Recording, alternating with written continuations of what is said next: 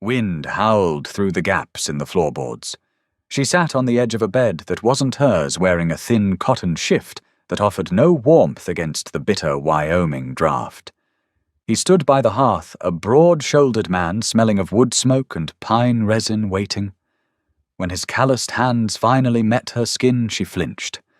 The pain was sharp, awkward, and unforgiving. She pulled away, shivering, and whispered, "It hurts. Let's try again tonight." She expected anger. Instead, the mountain man simply stepped back, and the rules of their survival quietly shifted. The wagon ride from the railhead had bruised Josie right down to her tailbone. Every rut in the frozen mud of the trail was a sharp reminder of the choice she'd made. A month ago, she was coughing up cotton fibers in a Chicago textile mill, a penniless orphan with a lungful of dust and an eviction notice. Today she was Mrs. Caleb Hayes. Caleb hadn't said much during the ceremony. The town preacher had mumbled the vows in a dusty mercantile, sandwiched between sacks of flour and barrels of salted pork. Caleb had nodded, handed over $3 silver to the preacher, and tossed Josie's meager canvas grip into the back of his wagon. He was not a handsome man. The wilderness didn't breed pretty things. His beard was thick, coarse, and shot through with early grey, though he couldn't have been more than 35. His eyes were the colour of slate under a winter sky, giving away nothing. He wore buckskin and heavy wool, smelling of horse sweat, raw leather, and the iron tang of cold air. The cabin sat at the end of a winding, treacherous path that the horses navigated by memory rather than sight. It was a brutal, square thing made of heavy, bark-stripped logs, tucked aggressively against the spine of a granite ridge. It didn't invite the landscape. It fought it. When he pushed the heavy plank door open, the silence of the place hit Josie harder than the cold. In Chicago, silence didn't exist. Here the quiet was heavy, oppressive. "Home," Caleb said. It was the first word he'd spoken in 3 hours. His voice was a low, gravel rumble, rusted from disuse. Josie stepped inside. The floor was packed earth. A massive stone fireplace dominated the far wall, a few red coals still clinging to life in the grey ash. In the corner sat a bed frame, built of thick pine boughs, covered in heavy furs, and a faded quilt. A small table, 2 chairs, and shelves lined with tins and dried goods made up the rest of the world she was now bound to. "I'll tend the horses," he said, not looking at her. "There's coffee in the blue tin. Water in the bucket. Fire needs building." He shut the door, leaving her alone. Josie didn't cry. Crying was a luxury for women who had somewhere soft to land. She took off her thin wool coat, shivering as the damp chill of the room sank into her bones. She moved to the hearth, her hands trembling as she grabbed a handful of kindling from the iron bucket. She built the fire the way she'd been taught as a child, blowing gently on the coals until the dry pine caught, sending a sharp, stinging smoke into the room before the draft pulled it up the chimney.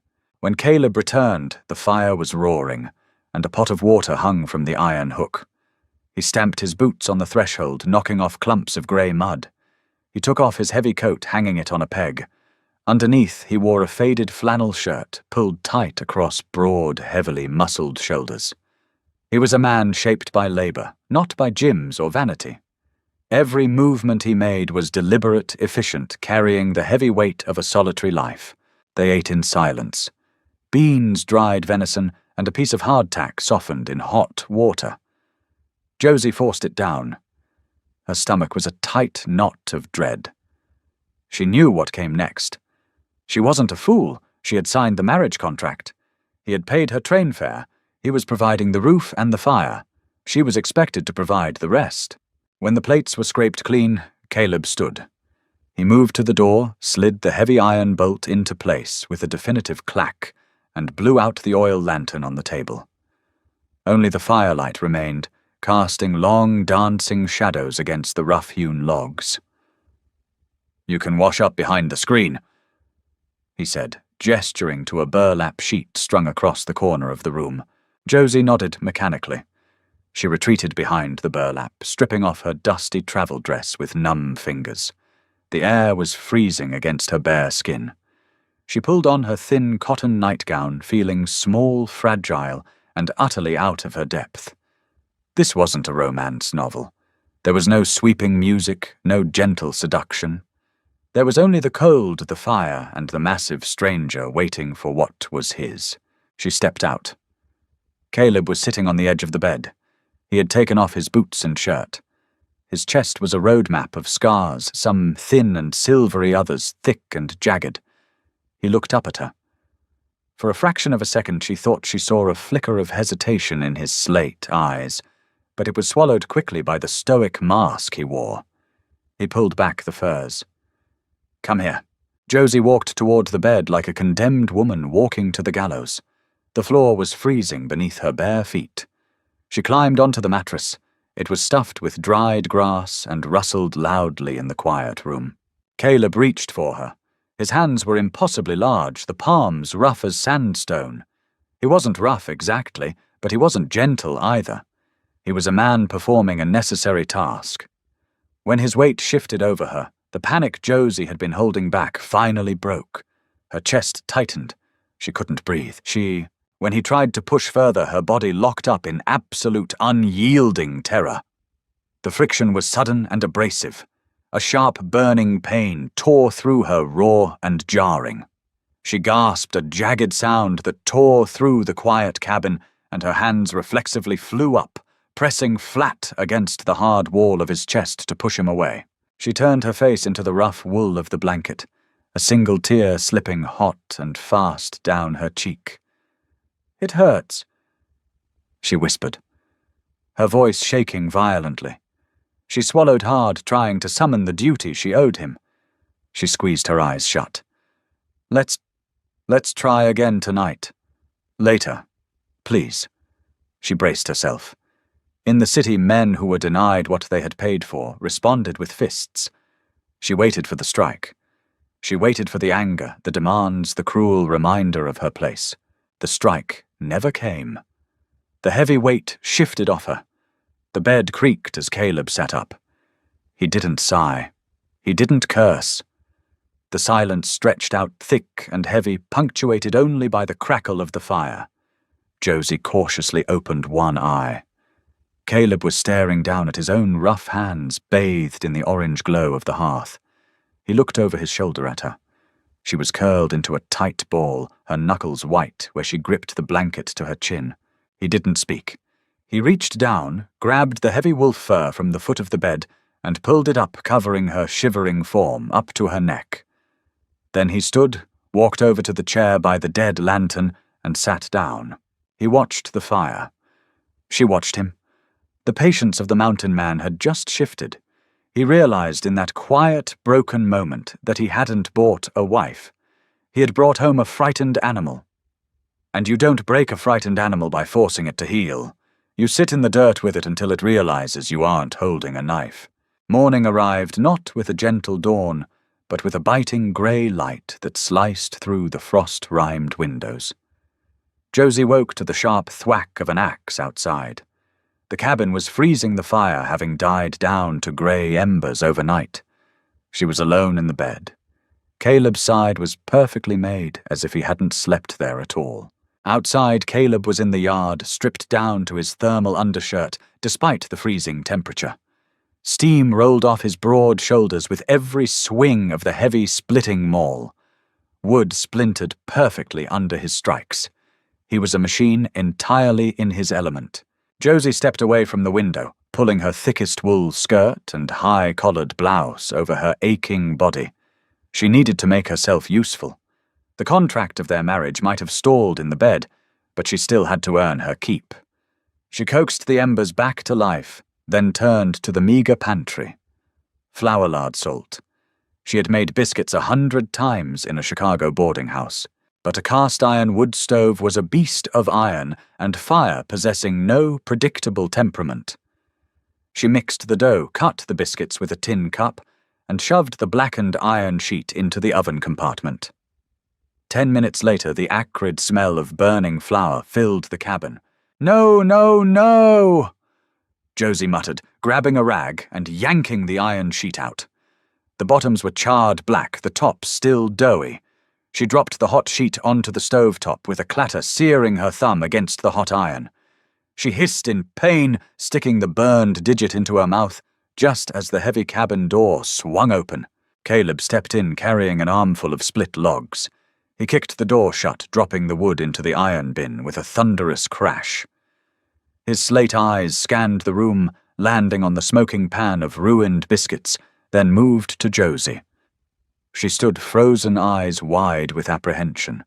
Women in the city had been beaten for wasting less. Caleb walked over to the stove. His face was entirely unreadable. He picked up one of the blackened lumps of dough and inspected it. "Stove runs hot on the left side," he said, his voice flat. "Draft pulls that way. Next time keep 'em to the right." He took a bite of the burnt biscuit. It crunched audibly in the quiet room. He chewed, swallowed, and poured himself a measure of dark, boiling coffee. "Ain't the worst I've had." Josie stared at him. "You don't have to eat that. I saw oats in the pantry. Flour costs money." Caleb replied, simply taking another bite. "Oats are for tomorrow. I'm going out to check the trap line. Won't be back till dusk. Don't go wandering. There's bear sign by the creek." "What should I do?" Josie asked, her voice sounding entirely too small. Caleb paused with his hand on the door latch. "Whatever you want. Just keep the fire going." He walked out. Josie spent the day fighting the oppressive quiet. She scrubbed the small wooden table until her knuckles were raw. She swept the packed earth floor, a Sisyphean task. Every motion required double the effort here. By mid-afternoon, her back screamed in protest. She sat by the hearth shame burning hot in her chest. Caleb had paid for a wife, a companion, to stave off the crushing isolation. Instead, he had gotten a terrified, incompetent girl who couldn't even bake bread.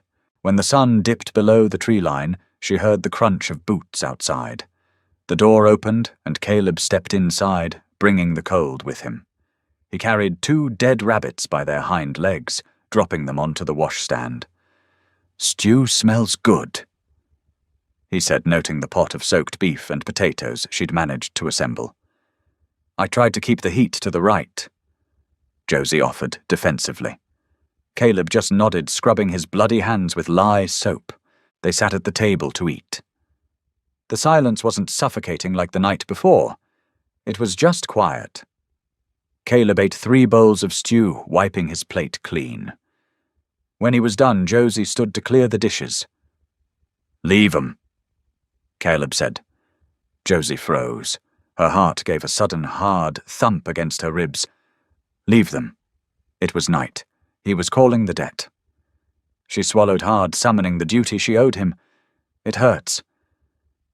Let's try again tonight," she had promised. She turned toward the bed, ready to endure. But Caleb hadn't undressed. He had walked to a wooden chest at the foot of the bed, digging through its contents. He pulled out a small amber glass bottle and a clean strip of white cotton, bringing them back to the table. "Sit," he ordered softly. Josie slowly lowered herself back into the chair. Caleb pulled up the other chair, sitting directly across from her. With surprising gentleness, he took her right hand. Josie flinched instinctively, but he didn't let go. He turned her hand over, exposing the angry, blistered red burn on her thumb. He unspooled the cork from the amber bottle with his teeth.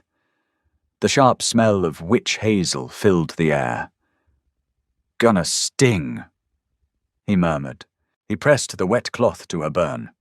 Josie hissed, but his large hand held hers firmly in place. His thumb, rough as bark, rested gently against her wrist, finding the panicked beat of her pulse. He didn't look at her face, keeping his eyes focused entirely on winding the cotton strip neatly around her digit. When he finished, he didn't immediately let go. He looked at her cracked, dirt-stained fingers, hands that didn't belong in the wilderness, trying desperately to survive it. He finally looked up, his slate eyes meeting hers. "You don't need to apologize for the biscuits, Josie." It was the first time he had used her name. And Caleb continued, his voice dropping to a low timbre. You don't need to fear the bed.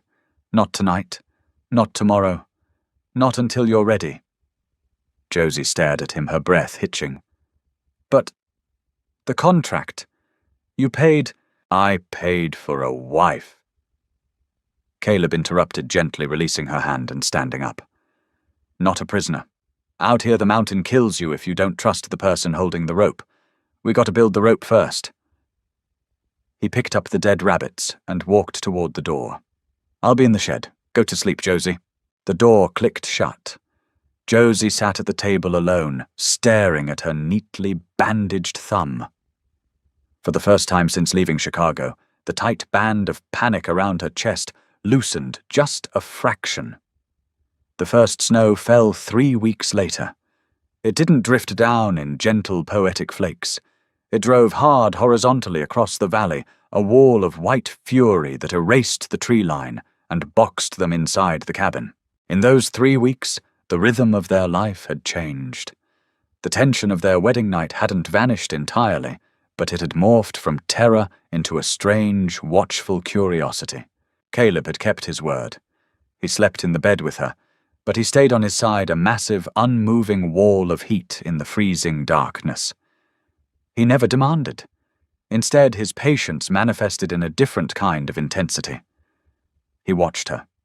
Not with lust, but with the critical assessing eye of a teacher evaluating a slow student. He realized quickly that Josie was fiercely determined, but dangerously ignorant of the wilderness. So he began to teach her. Hold the axe lower on the haft. He grunted one afternoon, watching her hack uselessly at a frozen log. You're swinging from your elbows. Let the weight of the iron do the work. When she adjusted her grip, and finally split the wood cleanly, a sudden sharp spike of triumph flared in her chest. Caleb hadn't smiled back at her genuine grin, but the corners of his eyes had crinkled slightly, a silent acknowledgement of her victory before he turned away to stack the wood. Now trapped by the blizzard, the cabin felt microscopic. The wind shrieked against the heavy logs, a constant, deafening roar. Josie sat by the fire, mending a tear in one of Caleb's heavy wool socks with microscopic, flawless stitches. Caleb sat at the table, greasing his rifle. The rhythmic snick-clack of the action was a comforting, steady pulse against the chaos outside. Suddenly, a loud crack echoed from above, followed by a heavy shudder. Dust and dried chinking fell from the ceiling, dusting the packed earth floor. Josie gasped, dropping the sock. What was that? Caleb was already on his feet, the rifle forgotten. Snow's too heavy. It's pooling on the flat pitch over the porch. He grabbed a long, thick wooden pole he usually used for knocking down wasp nests. I gotta push the load off or that central beam snaps. In this! Josie stood up, her heart hammering. You'll freeze. If the roof caves, we both freeze, Caleb said bluntly, pulling the heavy iron latch. The wind instantly screamed into the room, blowing the fire sideways. Hold the door, Josie, don't let the wind catch it. Before she could argue, he waded into the thigh-deep snow. Josie grabbed the heavy wooden handle with both hands, bracing her boots against the floor frame. The wind fought her like a living thing. Through the narrow gap, she watched Caleb jab blindly upward at the heavy accumulated overhang of snow and ice. He thrust the pole once, twice. On the third strike, a massive sheet of frozen snow dislodged. It fell like a collapsing wall, a heavy white avalanche that crashed down directly onto the porch. Josie screamed as the weight of it knocked Caleb backward, burying him instantly. Caleb! She shrieked, the wind tearing the name from her throat. She didn't think. The city girl who had been terrified of the dark vanished. She shoved the door open and plunged into the storm. The snow hit her waist. The wind blinded her tiny ice crystals, scouring her face like broken glass. She clawed frantically at the deep drift where he had fallen, her bare hands hitting nothing but freezing soft powder. Then a massive hand shot out of the snow, grabbing her wrist. Caleb heaved himself upward, bursting from the drift. He was covered in white, gasping for air. He didn't pause. He grabbed Josie around the waist, hauling her out of the snow with brutal, desperate strength, and dragged her toward the open doorway. They fell into the cabin together. Caleb kicked the heavy door shut and threw the iron bolt. The sudden silence was deafening. They collapsed on the floor by the hearth, both gasping for air. Josie's teeth chattered so violently her jaw ached. "You fool!" Caleb rasped, his eyes squeezed shut, chest heaving. "I told you to hold the door." "I thought you were dead." Josie shot back, her voice shaking with adrenaline and cold. Caleb pushed himself up to a sitting position. He grabbed her shoulders, pulling her closer to the fire. "Get your wet clothes off, now, before the chill sets in your blood." Josie didn't hesitate. Survival took precedence over modesty. She fumbled with the icy buttons of her blouse, but her numb fingers failed to grip the small wooden discs. "I can't," she sobbed in frustration. "Here," Caleb murmured. He knocked her hands away gently. He didn't look away this time. His gaze was steady and entirely respectful as his large, calloused fingers worked the small buttons with surprising dexterity. He peeled the freezing blouse off her shoulders, grabbed the heavy wolf fur from the bed, and cocooned her in dry warmth. He sat back, his own clothes dripping wet onto the dirt floor. Josie huddled in the fur, looking at the man across from her. He was soaking and freezing, yet his first instinct had been to ensure she was warm. "Caleb," she whispered. He looked up, his slate eyes catching the firelight. "Yeah." She pulled the fur tighter around herself. The fear of him was entirely gone, replaced by something deep, heavy, and grounding. A profound respect. "It doesn't hurt anymore," she said softly, holding his gaze. "The fear, it's gone." Caleb went completely still. The tight, cynical armor he wore against the world seemed to crack just a fraction.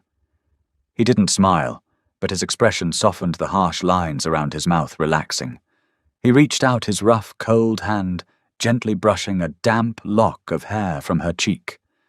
His touch was no longer something to endure. It was something she leaned into. "Good," he whispered back, his thumb tracing her jawline.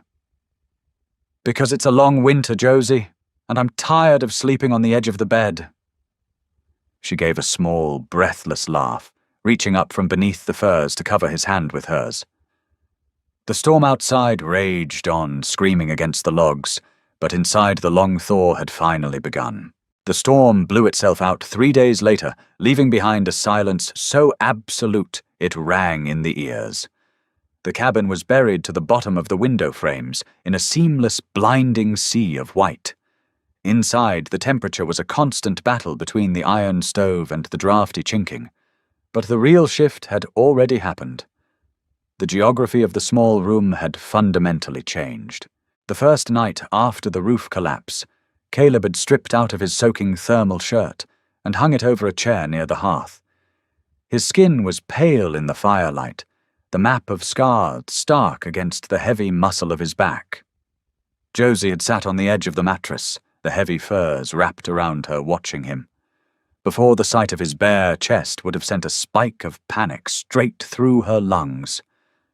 Now, she only saw the bruising purple marks across his shoulders, where the weight of the snow had driven him to the ground. He had walked to the bed, the mattress groaning as he climbed in. He pulled the heavy blankets up, settling onto his back. As always, he kept strictly to his side, leaving a cold, empty foot of space between them. A neutral zone. Josie lay down. The darkness was absolute once the lantern was snuffed. The only light, the dying orange embers of the hearth. She listened to his breathing. It was slow, steady, the rhythm of a man who measured every ounce of energy he expended. She turned her head on the feather pillow. "Caleb." "Yeah." His voice was a low rumble in the dark. "You're shivering." It was true. The massive man next to her was holding his body rigid, a fine, barely perceptible tremor running through his frame from the deep chill he'd taken outside. He was too stubborn to ask for warmth, too disciplined to cross the boundary he had set the night she flinched away from him. "I'm fine," he muttered, Josie didn't answer. Instead, she shifted under the heavy covers. She crossed the cold, empty space between them. When her bare arm brushed against his side, Caleb went entirely still. The breath hitched in his chest and held there. Josie didn't retreat. She pressed her side against his, feeling the coarse hair of his chest, the hard plane of his ribs, the sheer radiating cold of his skin. She slid her arm over his stomach, anchoring herself to him.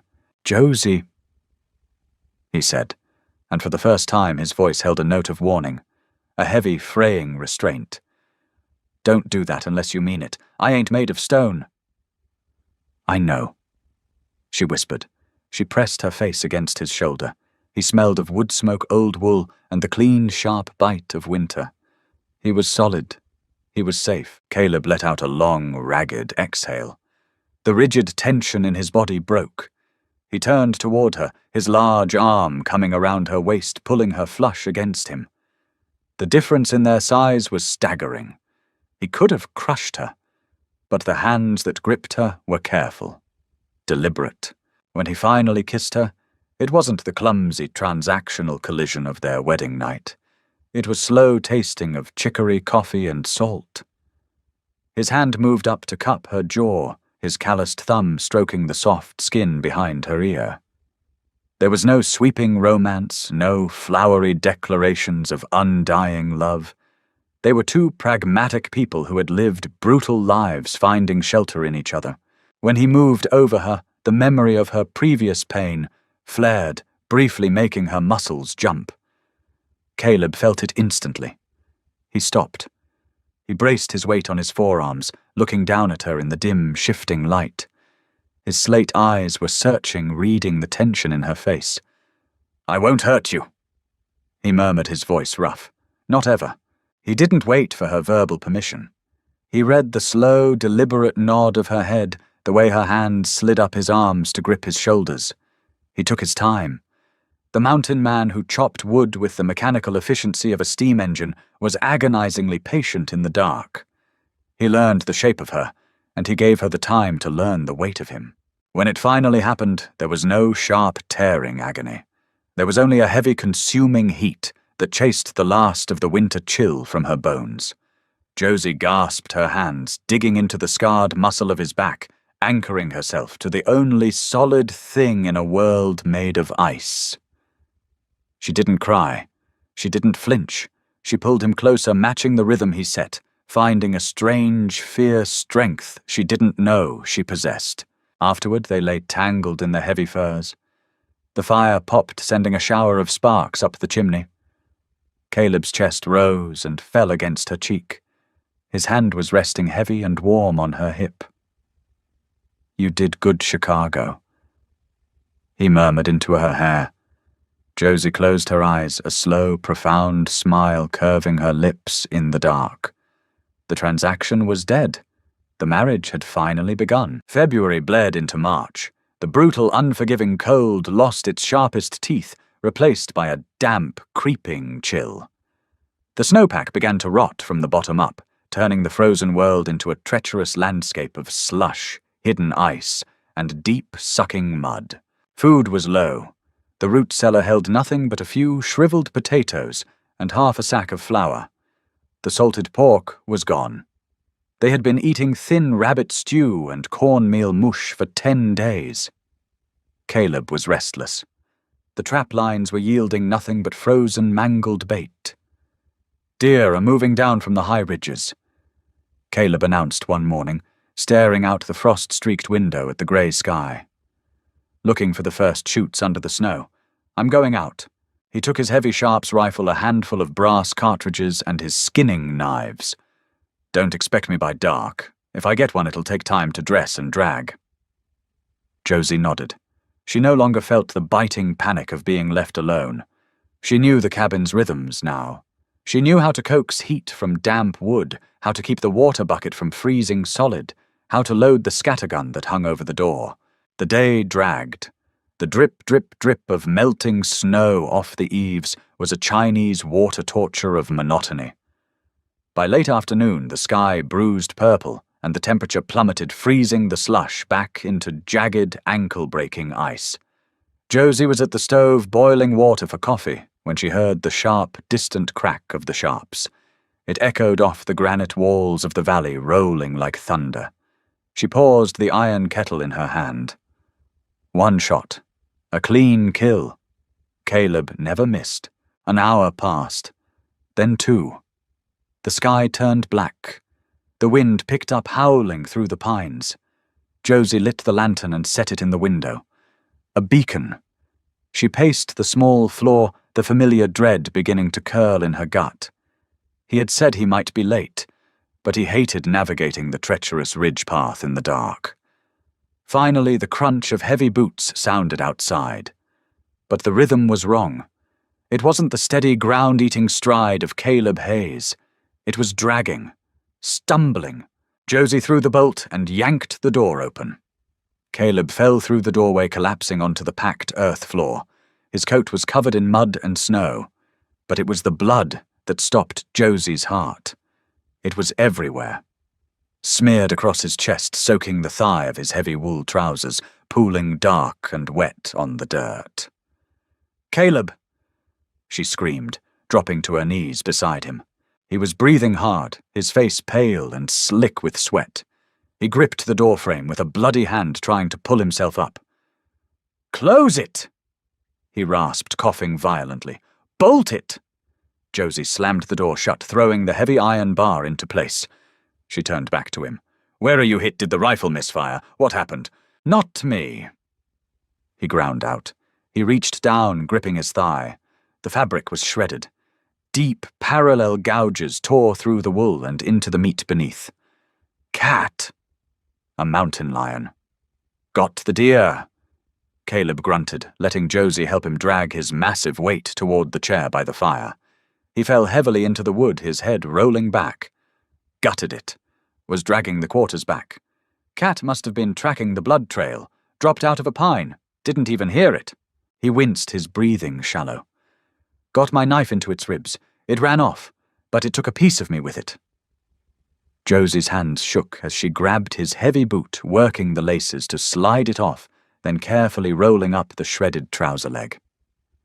The wounds were deep, ugly, and bleeding sluggishly.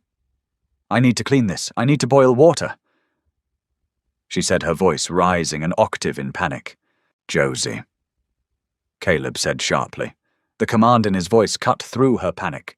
"Listen to me. The cat is hungry. It's bleeding, but it ain't dead. And it followed the meat." He pointed a shaking, bloody finger toward the heavy wooden door. "It's outside." As if on cue, a sound came from the porch. It wasn't a roar. It was a low, vibrating growl, a sound that bypassed the ears and registered directly in the primitive core of the brain. It was the sound of apex hunger, followed by the heavy, dull thump of a body throwing itself against the thick oak planks of the door. Josie froze. The blood drained from her face. She looked at Caleb. He was too weak to stand, bleeding out into the dirt floor. His rifle was somewhere out on the trail, dropped in the struggle. "Scattergun!" Caleb wheezed, his eyes tracking to the weapon mounted above the door. "Double-aught buckshot. Both barrels." The door shuddered again. The scrape of thick claws tore against the wood. The animal was desperate, driven mad by the smell of the blood Caleb had dragged all the way to the threshold. Josie didn't hesitate. She dragged the heavy wooden chair to the door, stepping up onto it. Her hands grasped the cold iron barrels of the shotgun. It was heavy, a brutal, ugly tool of destruction. She stepped down, checking the hammers just as she had seen him do a dozen times. "It won't come through the door," Caleb said, his voice straining. "Oak's too thick. It'll try the window." Josie whipped her head toward the single pane of glass on the opposite wall. The lantern still burned on the sill, illuminating a small square of the dark yard. Suddenly, a massive, tawny head filled the glass. The cat's eyes reflected the lantern light, two flat yellow discs of pure malice. Its lips pulled back, revealing stained, jagged teeth in a silent hiss. Josie raised the shotgun. The stock was too long for her, the iron barrels incredibly heavy. She remembered Caleb's voice in the woodyard. "Don't fight the weight. Guide it." She pulled the heavy weapon tight into the pocket of her shoulder, planting her feet wide on the dirt floor. She leveled the barrels at the center of the window. The cat reared back, preparing to smash through the glass to get to the blood inside. Josie pulled both triggers simultaneously. The roar inside the small cabin was deafening. The recoil kicked like a mule, throwing Josie backward off her feet. She hit the floor hard, the wind knocked from her lungs, the shotgun clattering away into the darkness. Thick, acrid white smoke filled the room, stinging her eyes and choking her throat. Her ears rang with a high-pitched whine. She scrambled backward against the hearth, gasping for air, her eyes wide, staring at the window. The glass was gone. The wooden frame was splintered into matchsticks. The cold wind howled through the gaping hole, sucking the gun smoke out into the night. There was no cat in the window. "Josie," Caleb croaked. She crawled over to him. He was leaning forward in the chair, staring at the shattered window. Then he looked down at her. Her face was bruised from the recoil, her hair wild, her dress dusted with dirt and soot. She was trembling, but her eyes were clear. Fierce. "Is it dead?" she whispered, her voice shaking. "If it took 2 barrels of buckshot at point-blank range and ain't dead, we might as well just lay down." Caleb grunted. He reached out his bloody hand, gripping her shoulder. His grip was weak, but the weight of it was grounding. He stared at her for a long moment. The terrified girl from the Chicago mill was gone. In her place sat a woman who held her ground. "Boil that water," he said softly, a tired, ragged smile pulling at the corner of his mouth. "You're a mountain woman now, Josie." The wind howling through the shattered window was a brutal reminder that survival was a temporary state.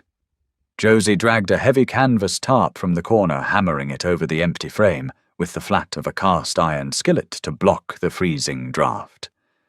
Then she turned her attention to the man bleeding onto her floor. Caleb hadn't moved from the chair. His chin rested against his chest, his breathing a wet, shallow rasp.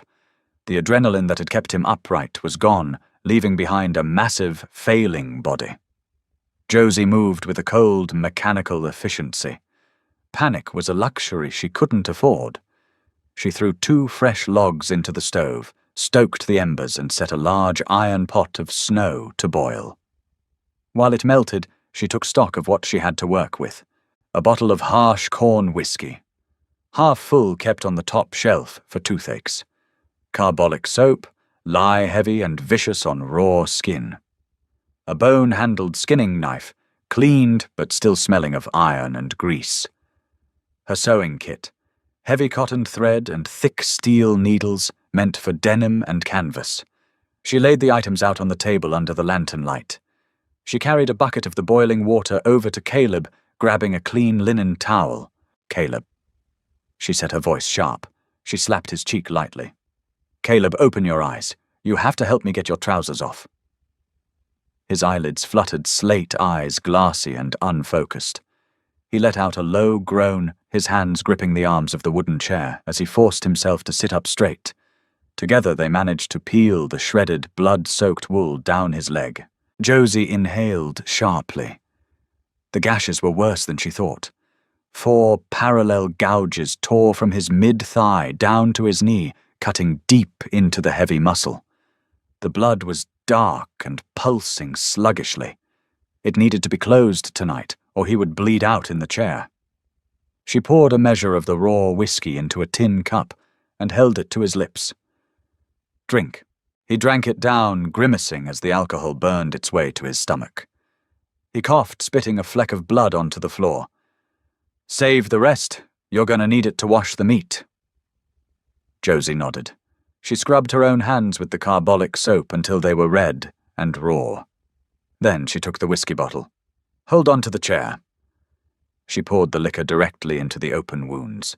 Caleb's entire body went rigid. A guttural, animalistic sound tore from his throat, his jaw, locking so tight she heard the teeth grind. His knuckles turned bone white as he gripped the wood. But he didn't pull away. Josie didn't give herself time to hesitate. She threaded her thickest steel needle with the heavy cotton thread. In the Chicago mill, she had sewn through layers of stiff, unyielding canvas until her fingers bled. She knew how to drive a needle. "I have to stitch it," she told him, her voice low and steady. "It's going to hurt.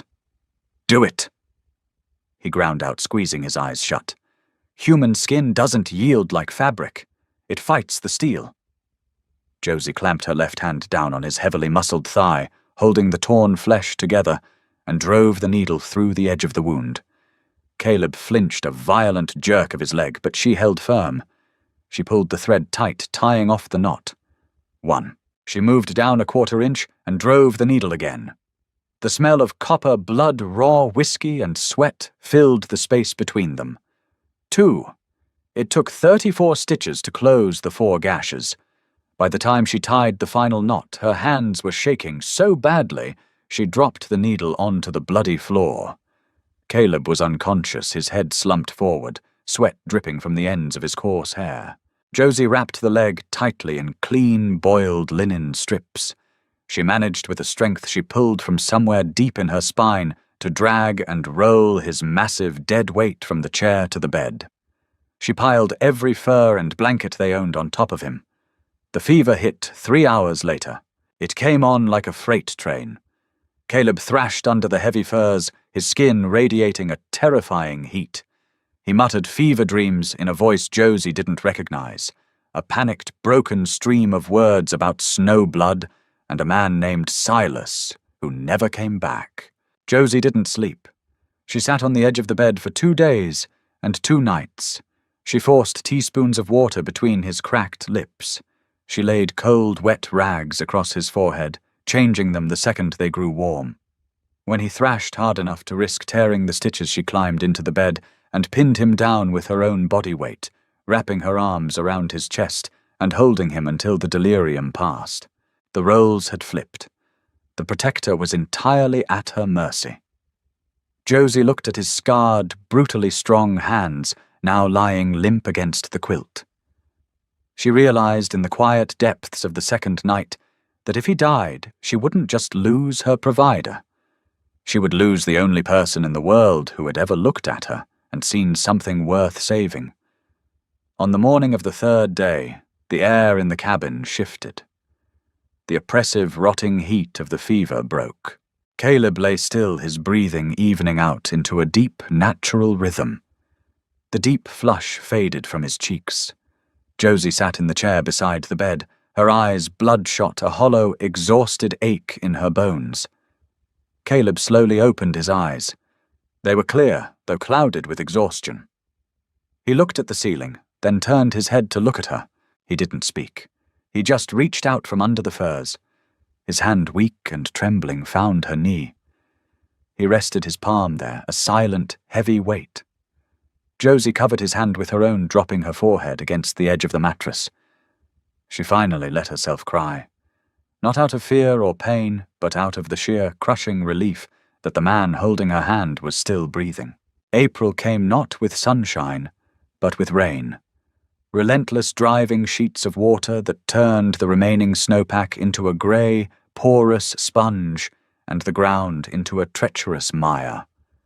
Caleb healed slowly. The infection had been burned out by the fever and the whiskey, but the muscle damage was severe. He was confined to the cabin, a caged bear pacing the small floor with a heavy improvised wooden cane. Josie took over the labor. She chopped the wood, her swing now fluid and powerful, splitting the pine logs with mechanical efficiency. She hauled the water from the swollen, rushing creek.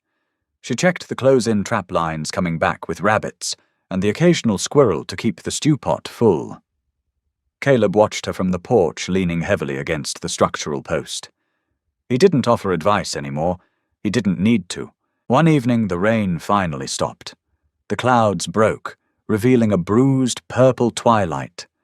The smell of wet earth, crushed pine needles, and raw mud was intoxicating. It smelled like life. Josie was sitting on the edge of the porch, scraping the mud from her heavy leather boots with a piece of slate. Caleb limped out of the door, holding 2 tin cups of steaming chicory coffee. He handed one down to her and eased himself onto the wooden bench against the cabin wall with a grimace. "Leg hurting?" Josie asked, not looking up from a boot. "Stiff," he admitted. He took a slow sip of the bitter coffee. "You swing that axe better than half the men I used to work with." Josie smiled, tossing the slate aside. "Half the men you worked with probably didn't have a taskmaster watching their elbows." A comfortable silence settled over them. The aggressive, humming tension of the winter had dissolved entirely. They had bled for each other. They had pulled each other back from the edge of the dark. The space between them was no longer a battlefield. It was a sanctuary. "I never told you why I sent the letter to that agency," Caleb said suddenly. His voice was low, competing with the rush of the creek in the distance. Josie looked up. She wrapped her hands around the warm tin cup. "I assumed you needed someone to cook and mend, a hired hand with a ring." "I could have hired a man from the valley to chop wood for half the price of your train ticket," Caleb said flatly. He stared out at the darkening tree line. "I sent for you because of the quiet." He rested his forearms on his knees, staring down into the black liquid in his cup. "I've been on this ridge for 7 years. Alone. First few years it was exactly what I wanted. Men are loud. Cities are cruel. Out here the rules are honest. You work, you live. You make a mistake, you die. I understood that." He shifted his bad leg, a wince briefly crossing his rough features. But then, a few winters back, the silence started getting heavy. It stopped being peaceful and started being hungry. You'd sit in this cabin for 3 months, snowed in, and the quiet would get so loud it'd make your ears ring. You start forgetting what your own voice sounds like. You start wondering if you even exist, 'cause there ain't nobody there to prove you do. He turned his head, his slate eyes locking onto hers. The vulnerability in his gaze was stark, devoid of the stoic armor he usually wore. "I didn't buy a worker, Josie. I bought a tether. I needed someone to tie me to the earth before I vanished into the timber." Josie swallowed hard. The raw honesty of it struck her directly in the chest. She set her cup down on the porch boards and stood up. She walked over to him, standing between his spread knees. She reached out, tracing the harsh line of his jaw with her thumb. His beard was rough, scratching against her calloused skin.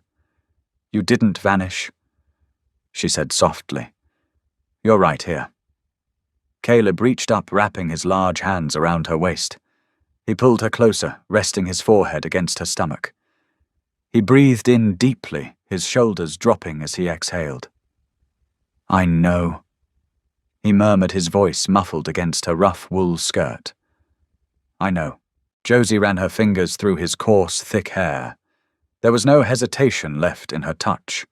The transaction that had bound them together in that dusty mercantile months ago was a forgotten piece of paper. What held them together now was forged in fire blood and the brutal honesty of survival. When Caleb looked up at her, the shadows of the evening couldn't hide the shift in his face. The cynical mountain man was gone, replaced by a man who had finally found the warmth he didn't know he was starving for. He pulled her down onto his lap, his bad leg forgotten. He kissed her deep and slow tasting of chicory and rain. Josie wrapped her arms around his neck, sinking into him. The wind rustled the wet pines, a gentle sweeping sound that washed over the cabin. The silence was dead. They had filled it with each other.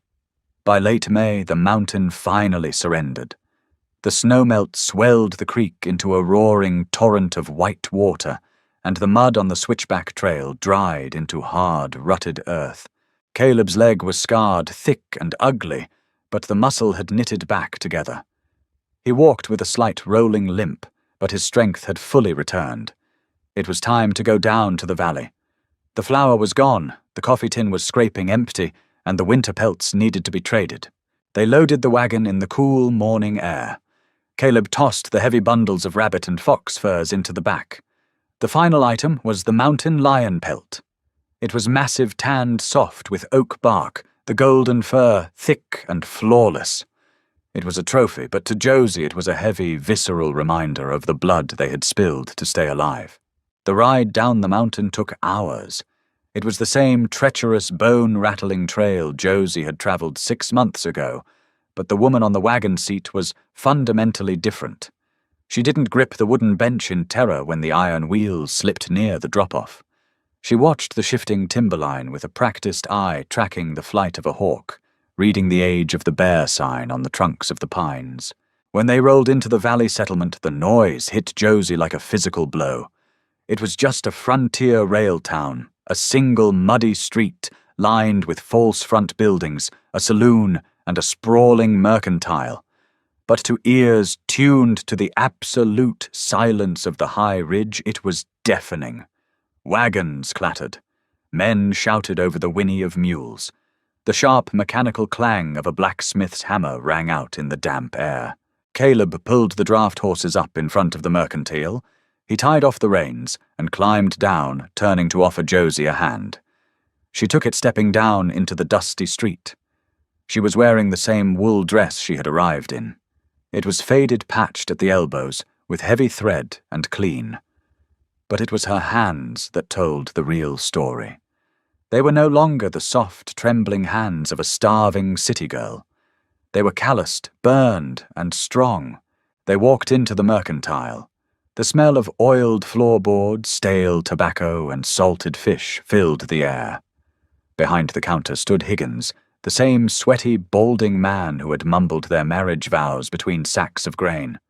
He looked up from a ledger, his eyes widening slightly as Caleb dropped the heavy bundles of pelts onto the oak counter. "Hayes." Higgins grunted, wiping his hands on a dirty apron. His gaze slid from Caleb to Josie, lingering with undisguised curiosity. "Didn't expect to see you both. Winter up on the ridge usually breaks the Flatlanders." He was looking for signs of abuse. He was looking for a broken, weeping woman, desperate for a ticket out. Josie didn't shrink under his stare. She stood beside Caleb, her shoulders square, her chin level. Caleb untied the cord on the largest bundle, rolling out the mountain lion pelt. It spanned the entire length of the counter, the thick golden fur catching the dusty light filtering through the window. Higgins let out a low whistle. "God almighty, that's a monster. Shot it clean, too." "Cat tracked a deer I was hauling." Caleb said, his voice flat. "Got a piece of my leg before it took a double barrel of buckshot." Higgins looked up, surprised. "You shot it at point blank with a scattergun." "I didn't," Caleb said. He didn't elaborate. He just looked at Josie. Higgins stared at her. The condescending pity in his eyes vanished, replaced by a sudden, wary respect. He cleared his throat and pulled out his scale. "Right, well, I can give you $80 for the lot, cash or store credit." "Credit?" Caleb said. "We need flour, sugar, coffee salt, nails, and a new cross-cut saw." While Higgins began filling the order, Josie wandered down the narrow aisles. She looked at the bolts of bright calico fabric, the jars of peppermint sticks, the delicate porcelain teacups sitting on a high shelf. 6 months ago, she would have ached for these things. Now they just looked fragile, useless. You couldn't stop a draft with a porcelain cup. "Mum," Josie turned. A woman in a stiff, high-collared dress was standing nearby holding a parasol. She looked at Josie's patched dress, her wind-burned cheeks, and the dirt ground permanently into the creases of her knuckles. "If you need help," the woman whispered, leaning in close, smelling of rosewater and judgment, "the church has a fund. You don't have to stay with a brute in the dirt. We can get you on the eastbound train tomorrow." Josie looked at the woman. She saw the soft, unblemished skin. She saw a woman who had never had to hold a door shut against a blizzard. A woman who had never felt the terrifying, magnificent weight of keeping someone else alive. "Thank you," Josie said, her voice calm and entirely devoid of gratitude. "But my home is on the ridge, and my husband is exactly where I want him." She turned her back on the woman and walked back to the counter. Caleb had caught the exchange. He didn't say a word, but as Josie stepped up beside him, his large, rough hand reached out and rested firmly on the small of her back. The heat of his palm bled through the faded wool. It was a brand, an anchor. They loaded the supplies into the wagon. Caleb settled the bill, and they climbed back onto the bench. As the horses pulled them out of the noisy, dusty street and pointed their heads back toward the timberline, Josie let out a long breath. The air immediately tasted cleaner. The heavy, judging eyes of the valley fell away. "You didn't have to defend me," Caleb said quietly, his eyes on the trail ahead. "I wasn't defending you," Josie replied, looking up at the jagged, snow-capped peaks looming in the distance. "I was defending us." Caleb didn't reply, but his jaw tightened, and he urged the horses into a slightly faster trot. He was taking them home. The cabin was dark when they arrived. The fire had died entirely during their trip. The air inside was stale and cold, but it didn't feel like a prison anymore. It felt like a fortress. They worked in silent, practiced tandem. Caleb unloaded the heavy sacks of grain and the new tools, while Josie built the fire, coaxing a roaring blaze from the dried pine kindling. She put the water on to boil, and sliced a thick piece of the fresh bacon they had bought from Higgins, letting it sizzle in the cast-iron pan. They ate at the small wooden table. The lantern cast a warm, golden glow over the rough-hewn logs. When the plates were cleared, the ritual of their evening usually settled into quiet chores. But tonight, Caleb didn't reach for his gun oil, and he didn't move to the chair by the hearth. Instead, he walked to the heavy wooden chest at the foot of the bed. He opened it, dug past the spare blankets, and pulled out a small, flat iron lockbox. He carried it to the table and sat down across from her. He opened the box.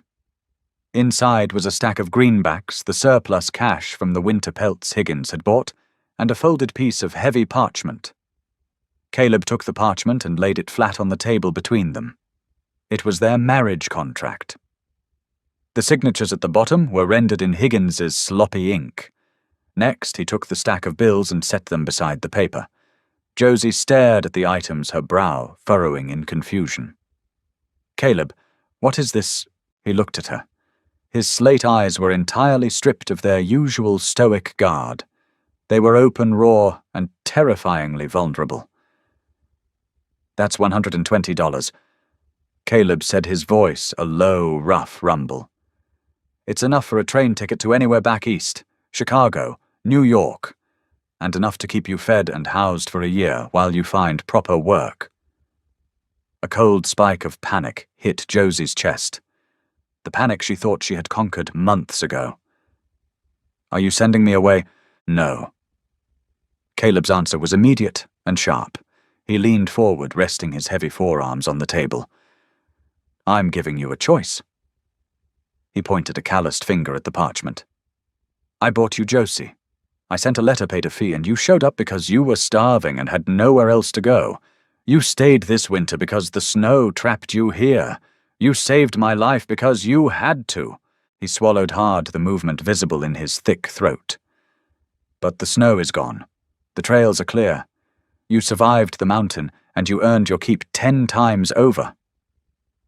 He pushed the money closer to her. "I won't keep a woman who's only here because she has no other road to walk. If you stay now, it's not because of a contract. It's not because you're trapped. It's because you choose the dirt. You choose the cold." He paused, his voice dropping to a harsh whisper. "You choose me." Josie looked down at the money. It was more cash than she had ever seen in her life. It was a ticket to safety, to soft beds, warm rooms, and a life where the wild didn't constantly try to kill you. It was the dream she had clung to when she was coughing up dust in the textile mill. She reached out her hand. Caleb's jaw clenched tight, but he didn't move. He watched her hand hover over the table. She bypassed the money entirely. Her fingers closed around the heavy parchment of the marriage contract. She picked it up. She didn't tear it. She simply stood up from the table, walked over to the roaring hearth, and tossed the paper directly onto the red-hot coals. The fire caught it instantly. The edges curled, blackening into ash before bursting into a bright, sudden flame. In 3 seconds, the contract was nothing but grey dust riding the draft up the chimney. Josie turned back to him. "I don't want the city," she said, her voice steady and echoing in the quiet cabin. "I don't want soft things. Soft things break." She walked back to the table, coming around to his side. Caleb stood up to meet her. The sheer size of him blocked out the lantern light, casting her in his shadow. "I kept my promise, Caleb," she whispered, looking up into his eyes. "That first night, I told you we would try again." Caleb's hands came up, wrapping around her waist, pulling her flush against his chest. His heart was hammering a frantic, heavy rhythm against his ribs. The restraint he had practiced for 6 months, the careful, guarded distance he kept to give her room to breathe, finally shattered. He kissed her. It wasn't gentle. It was a desperate, consuming claim, born of deep relief and absolute certainty.